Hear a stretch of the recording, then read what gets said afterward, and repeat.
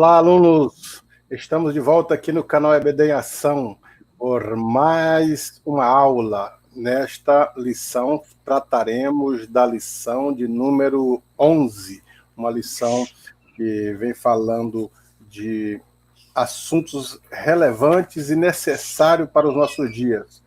É o Evangelho da Prosperidade desmascarado na adversidade. E queremos apresentar para vocês o produtor da lição, o idealizador do projeto, o professor e evangelista Antônio Costa. Nós queremos chamar já ele nesta gravação para que ele fale como foi a produção, como foi produzir esta obra maravilhosa para que pudesse atender os nossos irmãos da escola dominical. A paz do Senhor, Tony.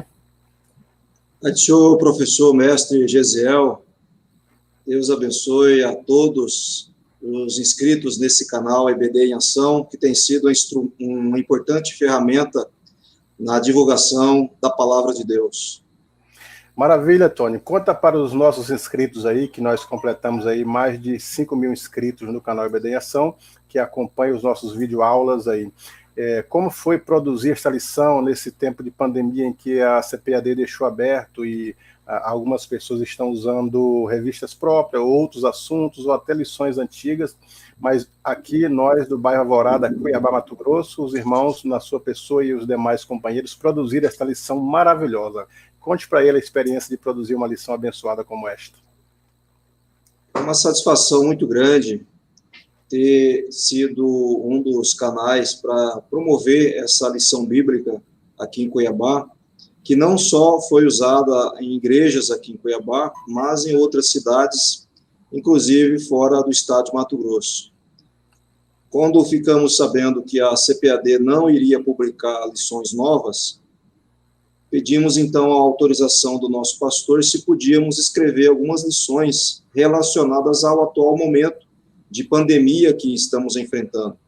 E de pronto foi aprovado, e então convidamos alguns companheiros e amigos nossos, inclusive que trabalhamos juntos na juventude, e eles prontamente aceitaram o desafio.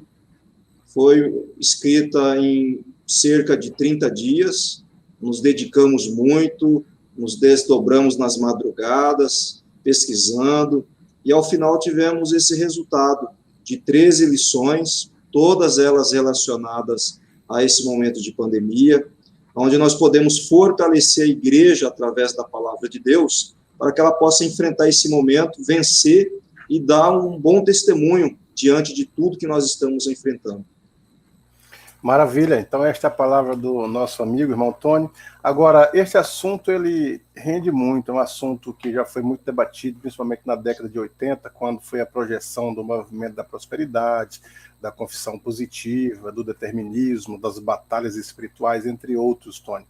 E as pessoas, principalmente das nossas igrejas, da Assembleia de Deus, os pentecostais e os neopentecostais, abraçaram este movimento que veio dos Estados Unidos, que é a teologia da prosperidade. Então, nessa lição, nós vamos tratar do Evangelho da Prosperidade desmascarado na adversidade. Então, eu quero dizer quero perguntar para você, por que da escolha desse tema importante nessa lição de número 11 que vocês colocaram aí? Fala um pouquinho aí do tema. Como você disse, pastor Gisel, infelizmente, esse movimento se disseminou a partir das igrejas neopentecostais e espalhou-se entre muitos cristãos que a prosperidade é algo que deve alcançar a vida de todos aqueles que estão com a sua vida bem com Deus. Ou seja, se você está usufruindo de uma perfeita comunhão, as bênçãos materiais, as prosperidades da vida vão te alcançar. E diante desse cenário, nós estamos vendo que isso não é verdade. Porque mesmo estando bem com Deus, em comunhão, sendo fiel, uma vida de santidade, nós estamos sujeitos a enfrentarmos doenças, a enfrentarmos escassez, a enfrentarmos dificuldades. Isso coloca por terra toda a pregação que os pregadores da teologia da prosperidade defendem. Nós temos, sim, condições bíblicas de pregar a prosperidade, mas com equilíbrio, com sabedoria, sem os extremos que eles infelizmente, defendem através dessa falsa teologia da prosperidade. Muito bem, então nós observamos o seguinte, professor Tony, que há, de fato, a prosperidade bíblica.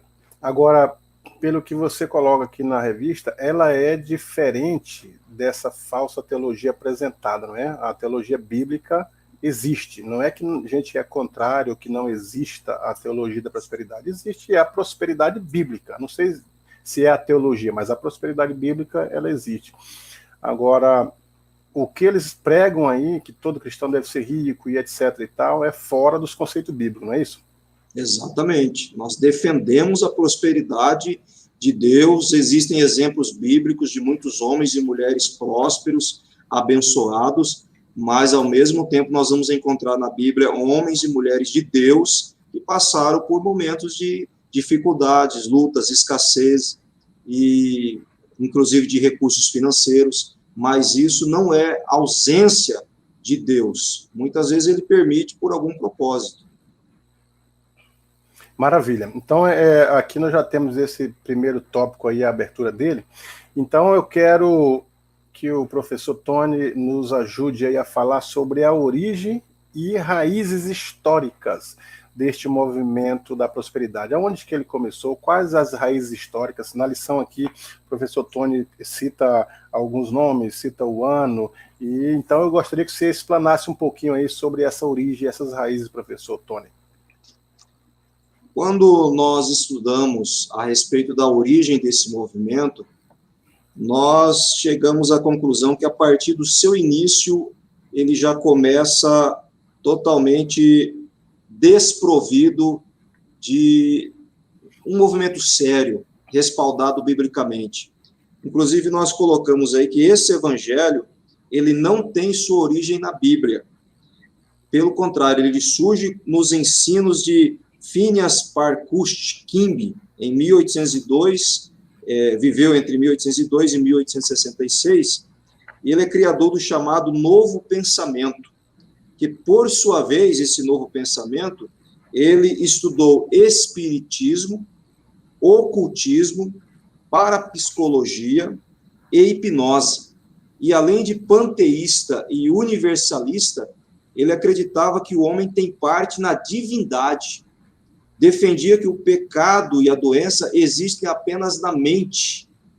E exerceu grande influência sobre Mary Beck Eddy, fundadores da seita Ciência Cristã, que, infelizmente, existe até hoje. E aí nós citamos, inclusive, o pastor José Gonçalves, quando ele escreve o livro O Evangelho de Jesus, o Homem Perfeito, publicado pela CPAD, ele vai dizer o seguinte: a partir dos ensinos de Kimby, o novo pensamento se espalhou como uma febre pela América do Norte, influenciou pensadores, filósofos, denominações religiosas e pastores como E.W. Kenyon, que é considerado o pai da teologia da prosperidade.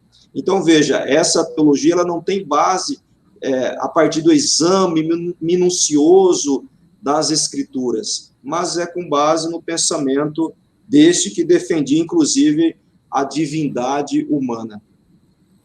Então é por isso que Hank Hanegraaff, ele tem um livro chamado Cristianismo em Crise, onde ele combate muito essa ideia, esse pensamento da teologia da prosperidade.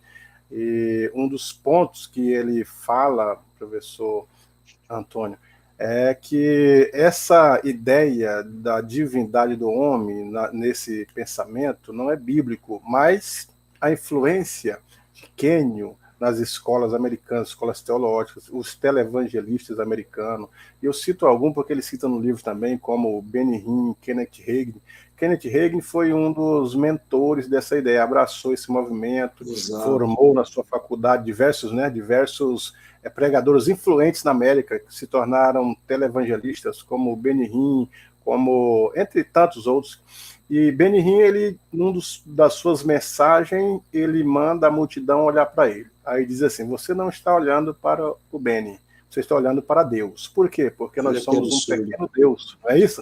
Nós somos um pequeno Deus. O homem, ele é participante da divindade. Então, nós observamos a seriedade, a complicação que é e o perigo que é a teologia da prosperidade. Exatamente. Por aí já dá para se perceber o tão distante ela se encontra das Escrituras.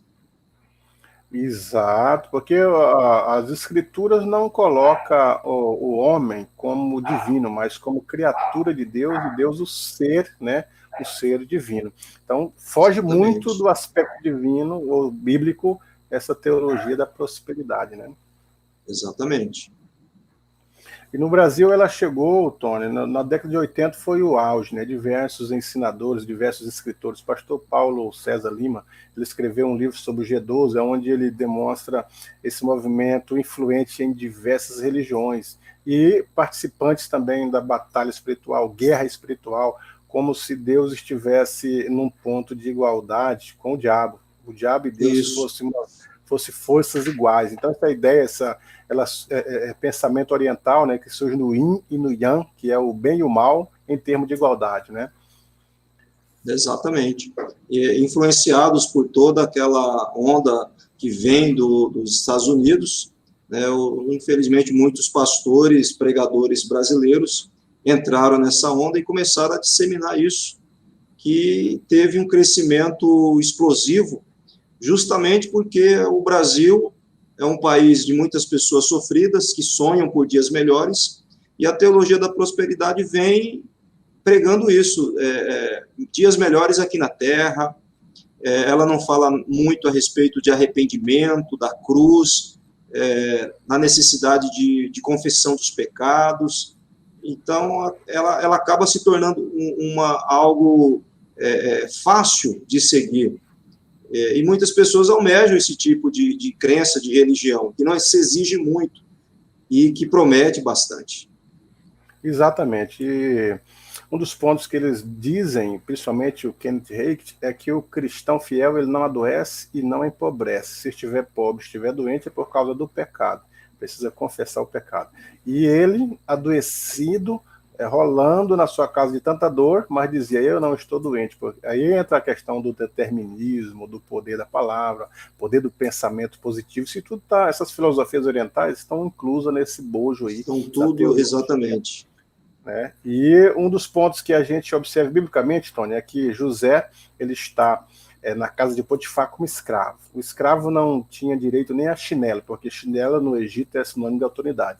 E Deus diz para José que abençoou e prosperou José na casa de Potifar. Então, que prosperidade é essa? Que o camarada não tem salário, é escravo, não tem nem roupa e é próspero. Então, a gente percebe que a teologia da prosperidade, ou a prosperidade bíblica, melhor dizendo, ela não está no âmbito material, mas começa no âmbito espiritual. José era rico de fidelidade, rico de gratidão, né? E exatamente. Assim maravilha, Tony. Nesse primeiro ponto aí, nós já dialogamos, e agora esse segundo ponto, o evangelho da prosperidade no meio evangélico, nós falamos, né?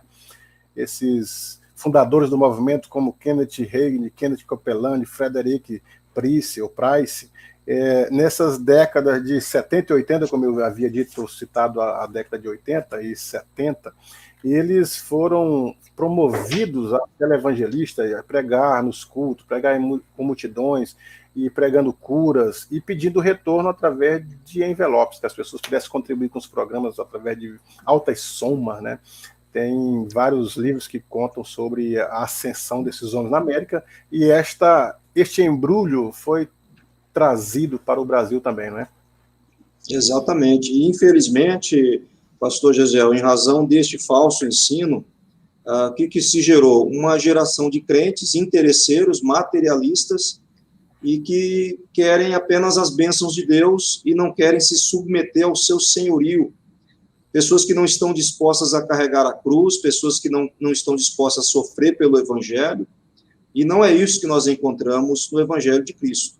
Nós encontramos o apóstolo Paulo, por exemplo, um homem que renuncia a muitas benesses materiais para poder expandir o Evangelho, rejeita muitas vezes a glória humana né, e busca o quê? Levar a mensagem da salvação em Cristo.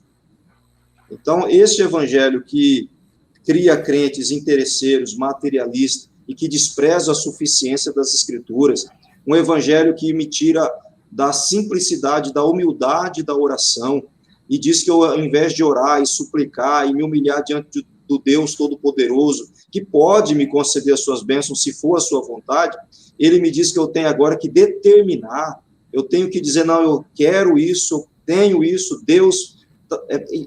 E usa a palavra de Deus de forma distorcida ou fora do contexto, pegam promessas que foram feitas a pessoas específicas, traz isso para uma aplicação totalmente fora da realidade e ensina as pessoas a tomarem posse de bênçãos que não lhe pertencem. Enquanto que a maior bênção do ser humano não está relacionada a esta vida, mas à eternidade.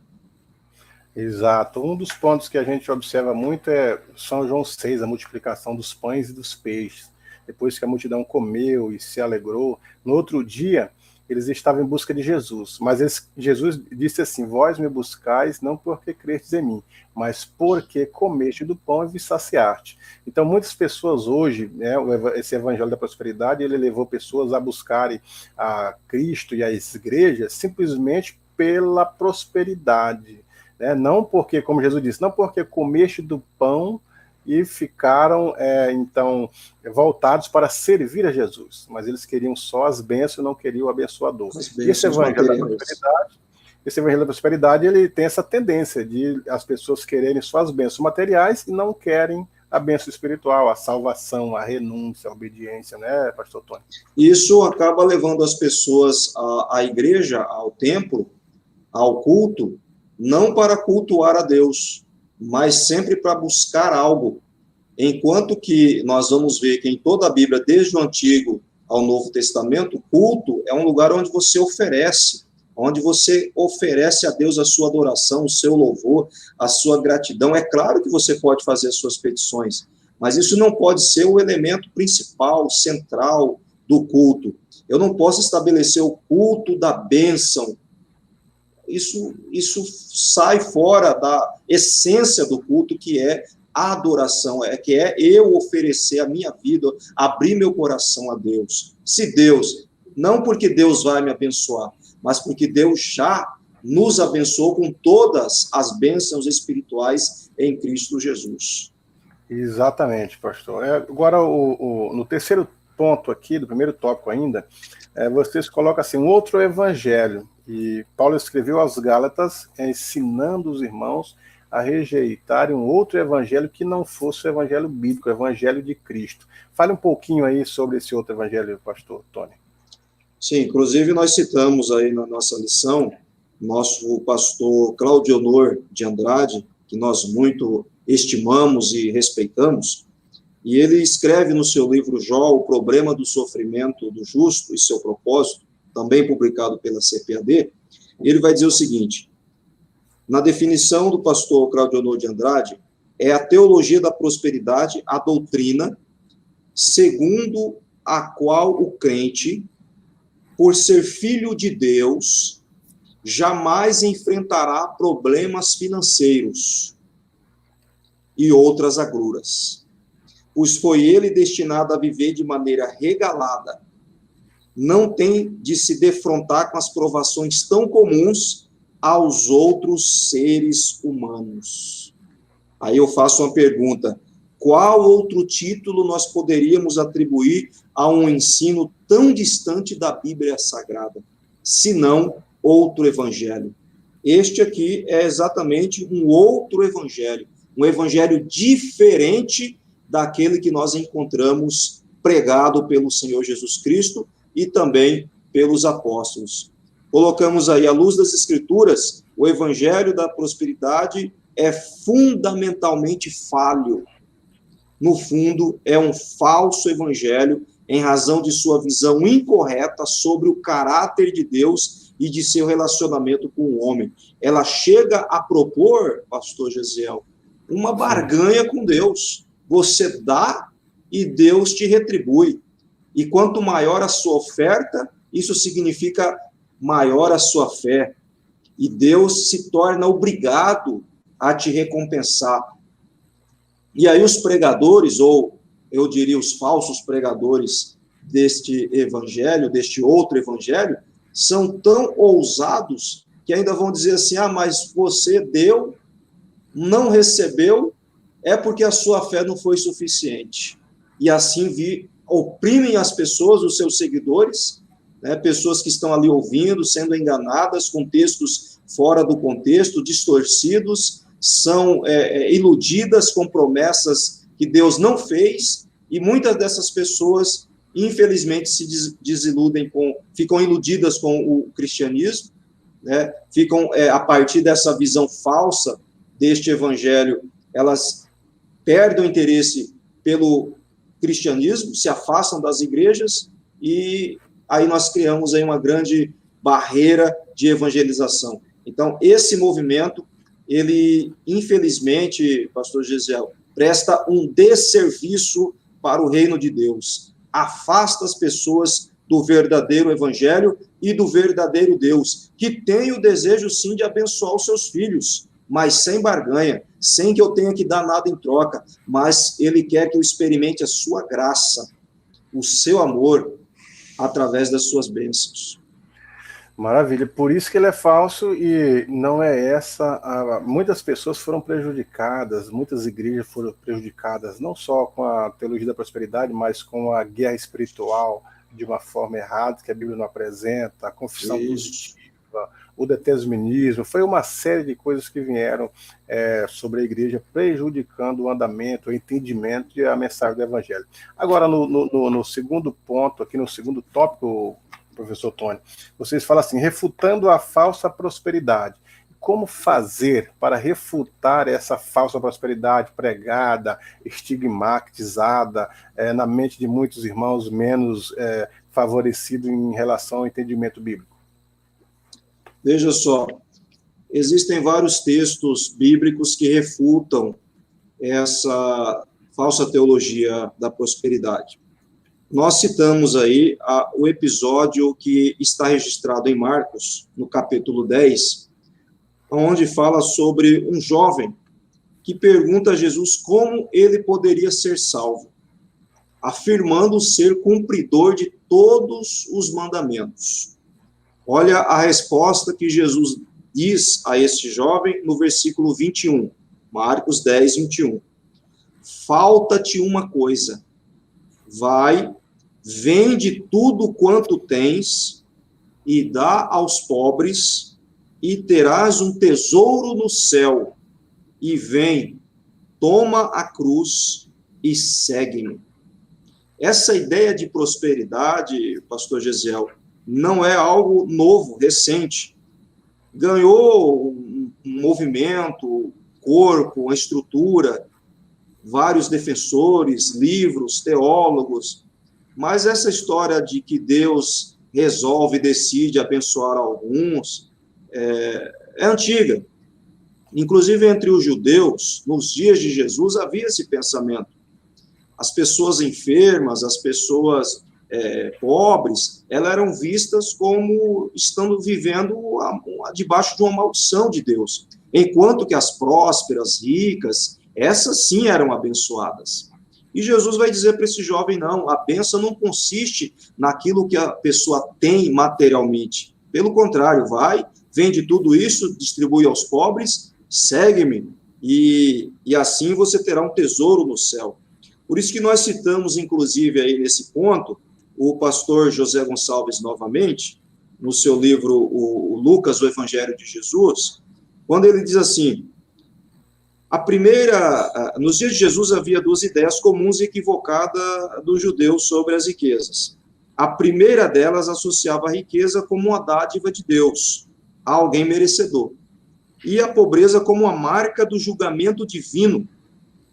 Uma segunda associava a riqueza com a maldade e a pobreza com a piedade. Então, veja o quanto esse pensamento estava distorcido entre aquela comunidade, e Jesus vem, através desta história, dessa lição, corrigir esse pensamento equivocado. E Jesus, eu vejo que nessa história, ele coloca por terra o evangelho da prosperidade já no primeiro século, ensinando claramente que riqueza e santidade não estão diretamente relacionadas. O homem pode ser muito próspero materialmente e estar distante de Deus, mas ele pode ser pobre financeiramente, mas ser cheio do Espírito Santo de Deus. Maravilha, maravilha. Foi uma explicação muito boa em relação à refutação, o exemplo do jovem rico, e que Jesus falou, né? Essas palavras que quão difícil é entrar um rico, ou até a ordem de Jesus mandar ele vender e vir seguir. Agora, tem um contraponto aí, pastor Tony, é que as pessoas têm alguns segmentos que são contrários às bênçãos também, pregando sobre não é o nome, não é pobreza espiritual, mas assim, aversão às riquezas, né? Dizendo assim, tá vendo? Por isso que Jesus não quer nenhum rico e ele ordenou que as riquezas não é do bem e etc e tal. Mas também não é verdade esse exagero, porque para Zaqueu, Jesus não mandou ele vender nada, né? E Zaqueu aparentemente tinha muitas coisas, e quando ele disse assim, se eu tenho defraudado alguém, vou restituir quadruplicadamente. E Jesus disse, hoje entrou a salvação a esta casa. Então, Jesus não mandou ele vender nada para seguir. Simplesmente ele seguiu Jesus com sinceridade, desprezando o amor que ele tinha pelas riquezas, não é isso? Exato, muito importante esse contraponto, porque nós vamos encontrar na Bíblia Sagrada inúmeros homens de Deus ricos, homens abastados, como Abraão e tantos outros que Deus abençoou, colocou em posições de honra, né, como José, como Esther e tantos outros. Então, nós não defendemos a teologia da prosperidade, como também não defendemos a teologia da miséria. Exato. O que nós defendemos é a Bíblia Sagrada sendo aplicada dentro da realidade de cada pessoa, aqueles que Deus prosperou, que sejam fiéis a Deus, que ajudem o próximo através das suas riquezas, e aqueles que não receberam tais favores, que continuem sendo fiéis a Deus, não se sintam menos amados do que os outros, porque a bênção de Deus, ela não consiste na questão material, mas em salvar as nossas almas, em escrever o nosso nome no livro da vida. Essa é a maior e a prosperidade que nós defendemos. Maravilha. Então, nós podemos concluir que tanto o rico materialmente, ele pode ser pobre espiritualmente, carente da graça de Deus, quanto o pobre materialmente pode ser carente da graça de Deus ou pode ser rico da graça de Deus. Exatamente. Né? Maravilha. Agora vocês colocam aqui, Paulo e a prosperidade. Então o apóstolo Paulo, ele teve alguma relação, professor Tony, com a prosperidade? O que ele falou? Qual foi a situação de Paulo frente à prosperidade? Explica para nós aí. Paulo é um exemplo de cristão, é um exemplo de obreiro que não se apegou às questões materiais. Pelo contrário, nós colocamos aqui que ele é um indivíduo muito importante, que não encontrou prosperidade ou riqueza financeira como resultado direto de sua fidelidade a Deus. Nós vamos encontrar Paulo escrevendo, inclusive, que passou necessidades. Então, hoje, essa figura de obreiro, que muitas vezes quer usar o ministério para mostrar o quanto ele é abençoado, e quanto melhor o seu carro, ou melhor a sua casa, ou melhor o seu terno, isso é como se fosse uma aprovação da grandeza, da glória do seu ministério. Não é este exemplo que nós encontramos em Paulo. Pelo contrário, nós vamos ver que ele já não admitia sequer viver dependendo somente das ofertas. Ele recebia, ele agradecia sempre que alguém ajudava ele, mas ele não ficava pedindo e não tinha por objetivo também depender exclusivamente. A Bíblia vai nos dizer que ele vendia tendas. Então, por isso que nós colocamos aqui que há poucas pessoas que podem ser consideradas mais fiéis ao chamado de Deus do que Paulo. Apesar disso, não foi um homem rico. Pelo contrário, sofreu privações e necessidade, afirmando que, embora pobres, mas enriquecendo muitos outros, não tendo, mas possuindo tudo. Filipenses 4:12.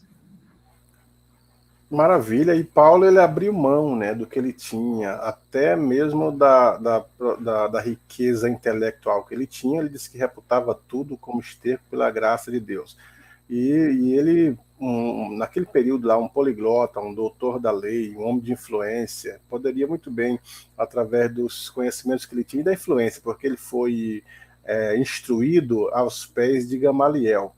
E para alguém ser instruído aos pés de Gamaliel tinha que ter posses. Então, alguns biógrafos de Paulo dizem que a família dele tinha muitas posses. Mas Paulo abriu mão de tudo isso pelo amor ao evangelho, né? Então não significa que para ser salvo, para ser bem-sucedido, a pessoa tem que ser rico, literalmente, não é isso? Inclusive, ele escreve a Timóteo, né, seu discípulo, seu amigo, e ele vai dizer assim, olha, Timóteo, não se contente ou não deseje a riqueza, pois o amor ao dinheiro é a raiz de todos os tipos de males. 1 Timóteo capítulo 6, do verso 6 ao 10, nós vamos encontrar essa recomendação.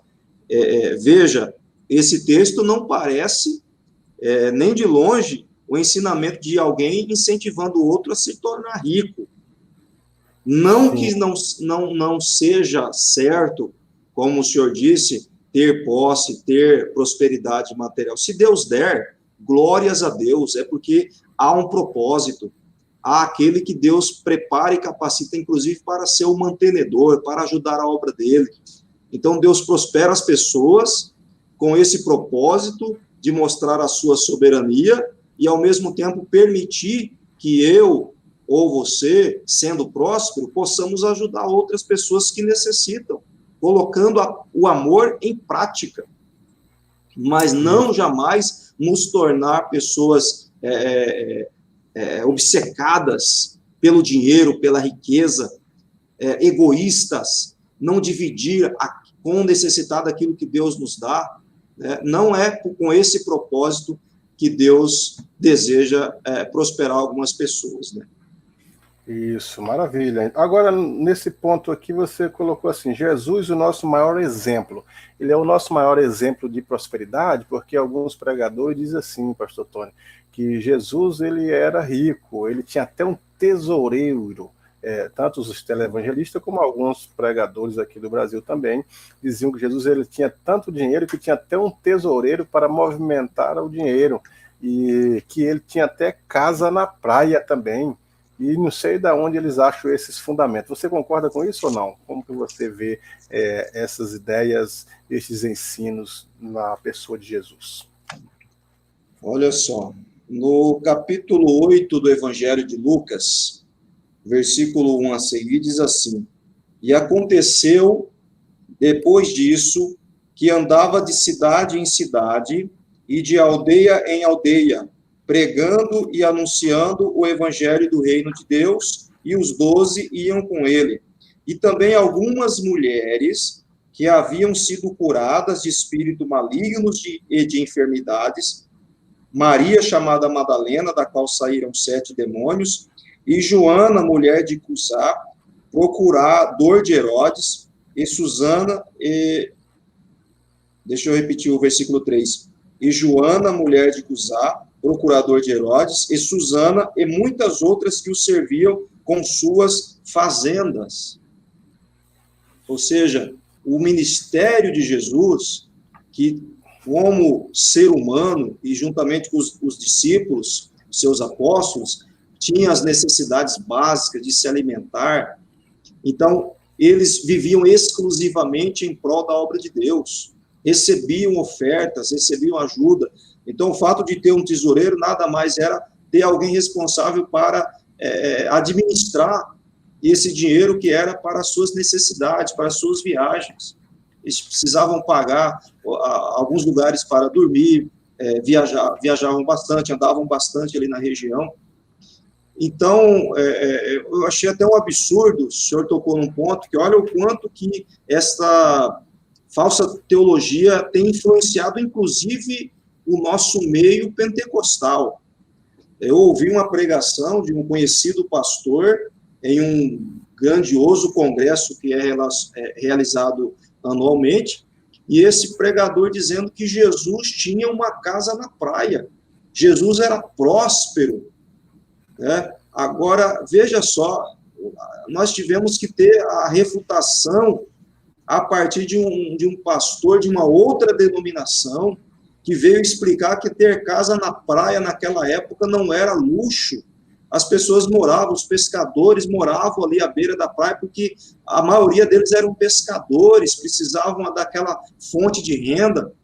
Então, olha que ponto nós chegamos a pessoa distorcer, né? Isso não é mais algo próprio que está apenas no ambiente dos neopentecostais. Isso está entrando em nosso meio, daí a razão de nós escrevermos esta lição, trazermos esse tema de discussão mais uma vez, para dizermos, olha, pastores, obreiros, não se engane, não se deixem levar por essa falsa teologia. A prosperidade que eles pregam não tem origem bíblica. Vamos pregar a prosperidade, mas aquela que vem do céu, aquela que Deus realmente concede àqueles que o buscam, àqueles que o amam. Realmente, professor Tony, até porque nós observamos biblicamente o profeta, um dos profetas menores, ele disse assim, que tu, Belém Efrata, de ti virá o libertador. E o outro disse assim, que Jesus viria, o Salvador virá sobre ti, pobre e necessitado. Tá aí. Então, que prosperidade que ele tinha. Lucas registra que quando ele foi circuncidado, no 8º dia que ele foi ao templo, os pais deles ofereceram um pombinho, que era no tabernáculo, quando eles ofereciam as ofertas, o rico oferecia um novilho, o da classe média oferecia uma ovelha e o pobre oferecia um pombo. Então, ali está expresso que a mãe e o pai, os pais deles, ofereceram um pombinho porque eles eram carentes na área financeira, não é isso? Exatamente. Então, nós temos o relato de Paulo aos Filipenses, no capítulo 2, onde nos mostra que ele revestiu-se de humildade. O versículo 6 diz que, sendo em forma de Deus, não teve por usurpação ser igual a Deus, mas aniquilou-se a si mesmo, tomando a forma de servo, fazendo-se semelhante aos homens, e achado na forma de homem, humilhou-se a si mesmo, sendo obediente até a morte e morte de cruz. Ele poderia ter escolhido um lar rico, uma família próspera, mas ele escolhe uma família pobre. Ele nasce em uma manjedoura, justamente para mostrar que a prosperidade, a bênção de Deus, ela não está relacionada somente à riqueza, como equivocadamente pensavam os seus contemporâneos. E ele vem defender aqui uma vida de humildade, uma vida de felicidade, e mesmo em meio à escassez, uma vida de abundância nele, que não está condicionada àquilo que nós temos materialmente. Isso é ser verdadeiramente próspero. Exato, maravilha. Até agora nós falamos sobre a falsa teologia da prosperidade, refutamos com algumas fundamentações bíblicas essa falsa teologia da prosperidade, mas no terceiro tópico vocês colocam a prosperidade bíblica e diz que a Bíblia nos ensina a orar e não a determinar. Como que é a prosperidade bíblica, professor Tony? Explica para nós como que funciona a prosperidade bíblica, o que a Bíblia diz isso, como que aprendemos a ser próspero, biblicamente falando. Veja só, dentro da teologia da prosperidade, nós temos o que é conhecido como confissão positiva. Dá-se uma ênfase exagerada ao poder das palavras que são proferidas pelos humanos, por nós, enquanto que a palavra que tem poder é a palavra de Deus. Mas essa teologia, essa confissão positiva, ela chega ao ponto de dispensar a oração. para peticionar aquilo que nós queremos e necessitamos. Essa confissão positiva, ela nos leva a um relacionamento com Deus onde nós deixamos de ser servos e passamos a ser Senhor, porque Deus é quem tem nos servir. É como se eu estivesse mandando nele, determinando que ele fizesse isso, que ele curasse, que ele me prosperasse, que ele abrisse as portas. Alguém chega ao ponto de dizer que você precisa colocar Deus contra a parede para Deus te dar aquilo que ele prometeu, usando textos fora do seu contexto. Por isso que nós colocamos aqui. O que você diz, afirmam eles, os defensores da confissão positiva, determina tudo o que irá lhe acontecer. Então não peça, mas determine, declare positivamente sem vacilar, pois assim Deus é obrigado a responder. Que absurdo! Deus não é obrigado a nada.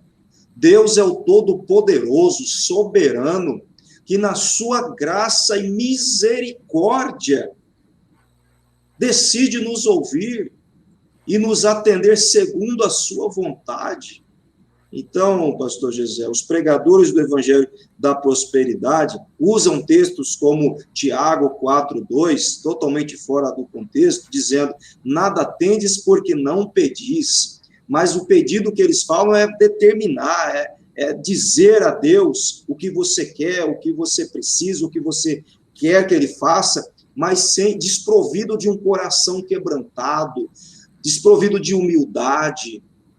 E não é esse evangelho que nós encontramos, um evangelho que dá ênfase excessiva ao ser humano e tira a glória que pertence somente a Deus. Não sou eu o centro, Deus é o centro. E eu preciso aprender que a minha oração está condicionada à vontade dele.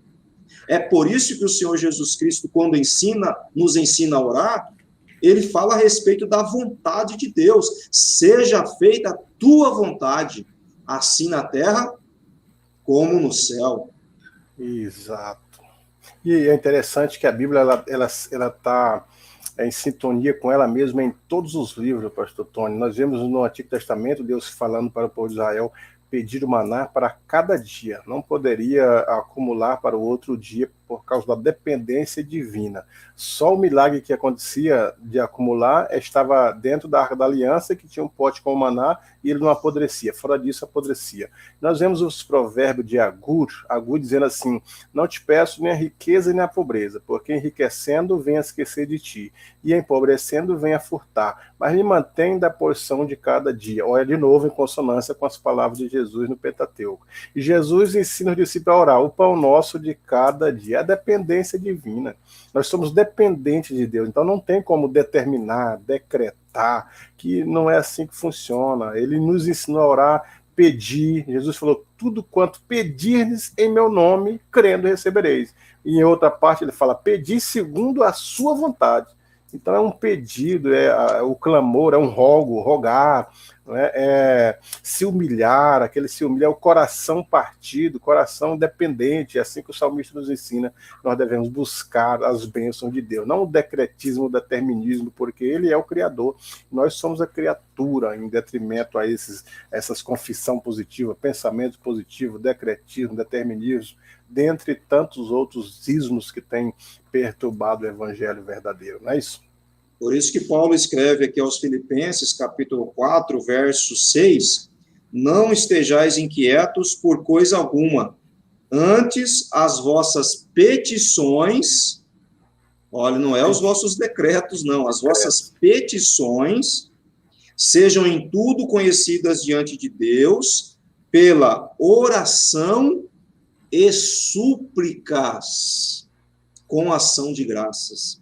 Então, nós devemos aprender o caminho da oração, da súplica, de nos humilharmos debaixo da soberania e da vontade de Deus. Senhor, se tu quiseres, me dê, me abençoe, porque o Senhor sabe realmente se eu tenho condições de ter isso que eu estou pedindo ou não. Então, nós precisamos abandonar esse tipo de pensamento audacioso, antibíblico e que nos atrapalha em nosso relacionamento com Deus. Porque olha só, pastor, o que acontece? A pessoa que é ensinada a pedir as coisas ou a determinar as coisas, o que vai acontecer?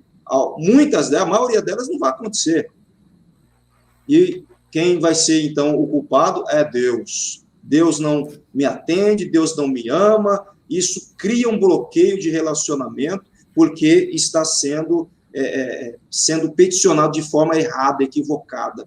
Então, se nós voltamos ao evangelho verdadeiro de Cristo, nós aprendemos que oração está relacionada à súplica, à humilhação, à vontade de Deus.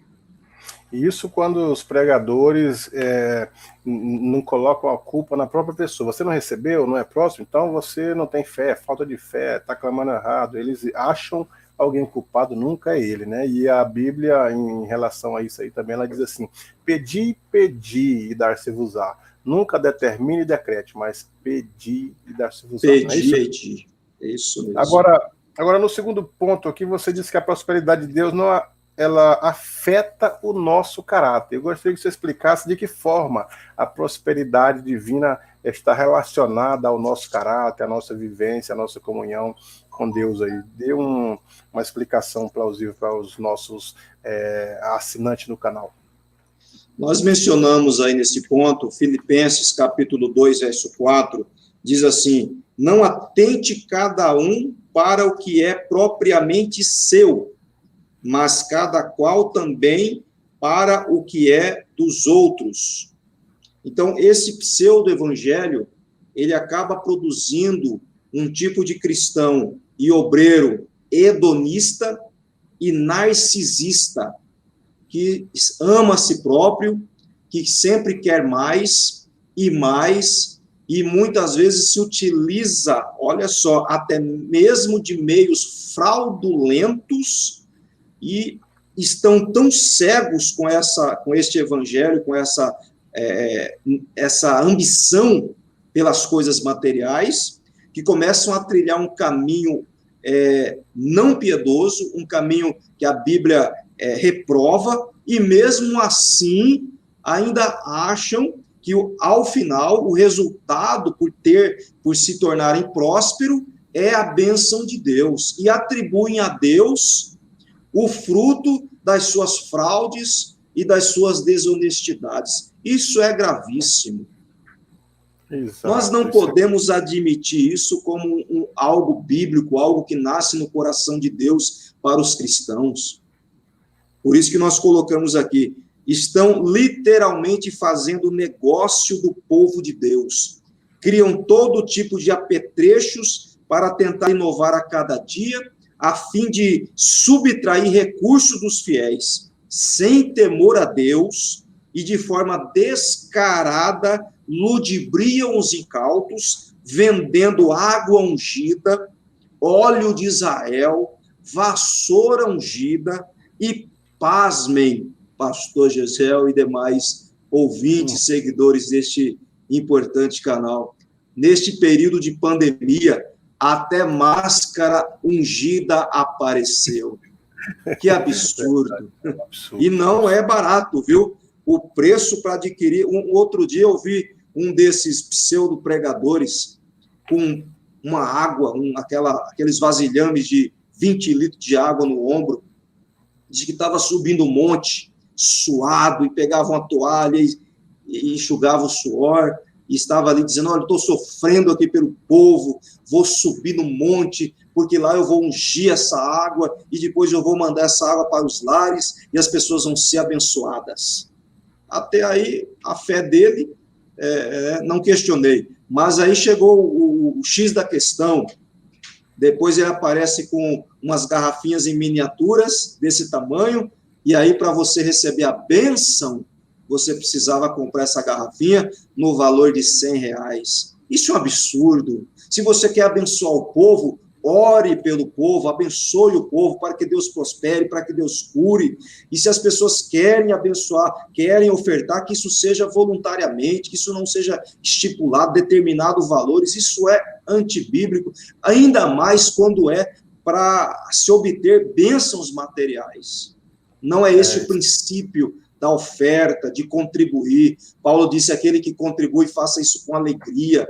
Mas aí, quando eu vejo esse tipo de apresentação, eu vejo um tipo de opressão sendo feita para o povo, para que as pessoas provem que têm fé, elas têm que ir lá tirar o dinheiro, que às vezes está guardado para pagar o aluguel, para pagar a água, para pagar a luz, colocam lá em busca de uma bênção que não virá, porque Deus não está nesse negócio, e aí, depois, quando temos relatos disso acontecendo aí várias vezes, a pessoa vai reclamar, não, mas é você que não teve fé.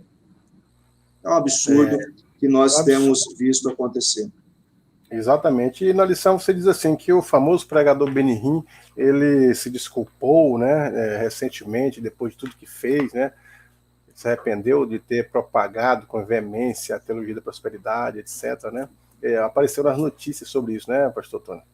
Sim, ele chegou até a dizer, pastor Giselo, às vezes você vai um pouco mais longe do que realmente precisa, e então Deus o traz de volta à normalidade e realidade, ou seja, o que ele está dizendo aqui, o evangelho da prosperidade que eu preguei e que eu estimulei muitos outros, inclusive no Brasil, a levarem adiante, ele é fora da realidade e ele é anormal. O próprio fundador, pregador aí desta falsa teologia, reconheceu o seu erro, não sei se arrependeu verdadeiramente, não sei se ele vendeu, se desfez dessa fortuna que foi adquirida de forma inapropriada, ilícita, que eu posso dizer assim, se ele distribuiu aos pobres, enfim, eu não sei se houve de fato um arrependimento, mas já tivemos um grande progresso quando ele reconhece que se trata de algo anormal e irreal, fora da realidade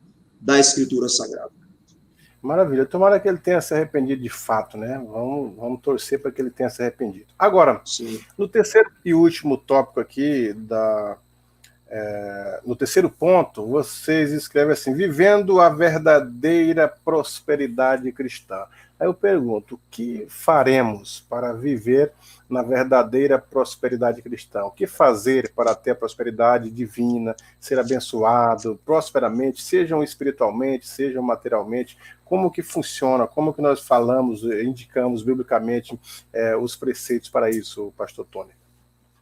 Eu cito aqui Paulo, quando ele escreve aos Colossenses, capítulo de número 3, eu vou ler para os ouvintes, portanto, verso 1, se já ressuscitastes com Cristo, buscai as coisas que são de cima, onde Cristo está sentado à destra de Deus. Pensai nas coisas que são de cima, e não nas que são da terra, porque já estáis mortos, e a vossa vida está escondida com Cristo em Deus. Quando Cristo, que é a nossa vida, se manifestar, então também vós vos manifestareis com ele em glória. Esse texto, ele está totalmente corroborado com aquilo que o Senhor Jesus, ele ensina no Sermão da Montanha, conforme Mateus, ele vai registrar no capítulo de número 6, nós podemos ler a partir do verso 31, quando ele diz assim, não andeis, pois, inquietos, dizendo o que comeremos, ou o que beberemos, ou com que nos vestiremos, porque todas essas coisas os gentios os procuram. De certo, vosso Pai Celestial bem sabe que necessitais de todas essas coisas, mas buscai primeiro o reino de Deus e a sua justiça, e todas essas coisas vos serão acrescentadas. Pastor Gesiel, todas as vezes que nós encontramos Deus, ou o Senhor Jesus Cristo aqui, nos ensinando a buscar algo, nas palavras de Paulo também, ele sempre nos ordena, sempre nos aconselha a buscarmos as coisas de Deus, as coisas espirituais, as coisas do céu, o reino de Deus. Jamais, em nenhum lugar da Bíblia, nós somos incentivados a buscar as riquezas, a buscar as abundâncias materiais. Mas nós precisamos entender que a verdadeira prosperidade é viver uma vida cheia do Espírito Santo, comunhão com Deus, comunhão com a igreja, paz no Espírito, a certeza do nome escrito no livro da vida.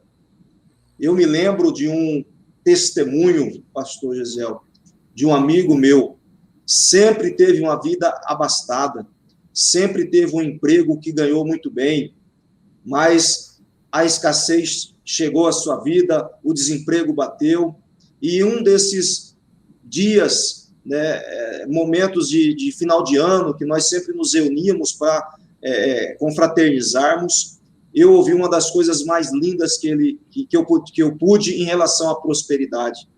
Ele que agora não tinha o dinheiro que sempre teve ao final do ano para escolher viajar ou escolher trocar de móveis, de carro, agora ele dizia para mim assim: Montônio, esse ano eu não tenho a mesma abundância que eu tinha nos outros, mas agora ele havia se convertido a Jesus, agora ele havia entregado a sua vida a Cristo, ele havia descido as águas batismais naquele ano, e ele dizia para mim: mas a alegria que eu sinto hoje, eu nunca senti na minha vida, ainda que esteja me faltando muitas coisas materiais. É por isso que nós defendemos, pastor Gesiel, que a verdadeira prosperidade, ela não está amarrada, ela não está presa às questões materiais, mas faz parte de uma vida de comunhão com Deus. Essa é a verdadeira prosperidade.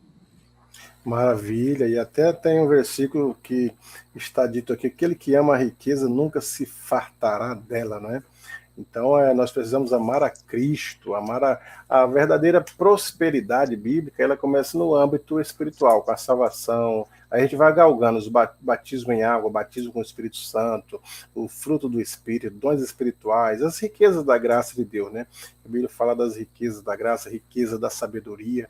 E se Deus abençoar, e como o provérbio disse, que a riqueza é um dom, a gente tiver o dom de administrar coisas materiais, amém, vamos administrar para Deus, porque nós somos mordomos de Deus, não é isso, pastor Tony? Exatamente. Se a prosperidade vier, recepcionemos ela com temor, com amor, mas jamais, como Paulo disse a Timóteo, amando as riquezas, mas usando ela como instrumento para a glória do nome do Senhor Jesus Cristo.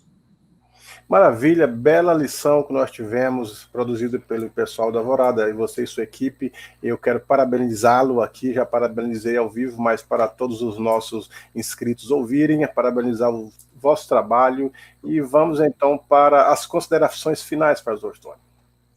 Amém, pastor Gesiel. Eu estou muito agradecido a Deus por esta oportunidade, este privilégio. Foi realmente uma oportunidade de aprendermos mais, de crescermos mais. E essa lição, ela nos ajuda a relembrar que a falsa teologia da prosperidade não pode ser recepcionada em nosso meio, ela precisa ser combatida biblicamente. Nós temos muitos argumentos para isso, e entender que ela tem produzido, como escrevemos aqui, muitos males para a igreja do Senhor Jesus Cristo. Então, que nós possamos permanecer firmes, pois muito em breve Cristo voltará para arrebatar os salvos, e assim estaremos para sempre com o Senhor, onde não haverá mais dificuldade, mas somente gozo, paz, alegrias eternas. Essa é a verdadeira prosperidade, pastor Gesiel. É a certeza de que um dia nós estaremos para sempre com o Senhor. E enquanto estivermos aqui, ainda que venham as agruras, as dificuldades, as adversidades, isso não abala o nosso relacionamento com Ele, isso não nos faz nos sentir menos amados, pelo contrário, nossa alegria, ela tem a base, tem a natureza em Cristo Jesus, em quem nós estamos arraigados. Então, eu louvo a Deus pela oportunidade de participar aqui deste canal. Eu agradeço ao apoio que foi dado desde o início, né, pelo comentário feito nas lições anteriores, nesta lição. Agradeço a cada um dos seguidores, né, deste canal. Continue acompanhando, continue compartilhando, porque eu tenho certeza que, assim como tem sido um canal de bênçãos para as nossas vidas, pode alcançar muitas outras pessoas ainda através da nossa divulgação e do nosso compartilhamento. Maravilha, eu que agradeço a todos os inscritos, agradeço ao pastor Tony pela produção, pela participação produtiva aqui desta lição 11. Na próxima lição estudaremos a lição 12, compartilhando o evangelho no ambiente virtual, e a última lição, a lição 13, perseverança dos santos e a vitória final contra o mal. Deus em Cristo os abençoe você, pastor Tony, abençoe a todos que estarão envolvidos na escola dominical. Até a próxima. Amém.